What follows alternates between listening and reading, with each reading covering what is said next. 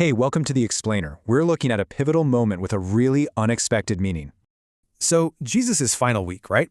It kicks off with this massive celebration, but ends in a complete paradox. So when Jesus rode into Jerusalem, the crowds went wild, shouting, "Hosanna to the highest." They thought he was there to finally overthrow the Romans and become the king of Israel. But instead of getting a throne, he's arrested and killed by the very Romans they hated. Just imagine the sheer confusion and disappointment for his followers. What a letdown, right?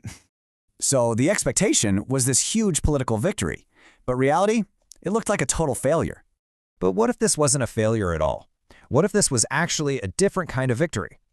The claim is that his death was a strategic win over our ultimate enemies, death and evil. So you see, this wasn't a defeat. It was the ultimate victory, a knockout punch to death. The cross wasn't a symbol of shame. It was basically the victory stage over evil forces. Okay, so this brings up a huge question for us today about Jesus and his mission. Do we want him to just destroy our enemies, or are we trying to align with his heart? Because his mission is totally different. Jesus actually tells his followers to love their enemies. Yeah, loving your enemies is hard, but the logic for it is found in our own story. The logic is pretty simple. Give the same grace to others that you received from God. God didn't wait for us to be perfect. Nope. He showed his love when we were at our worst. He made peace with us while we were his enemies.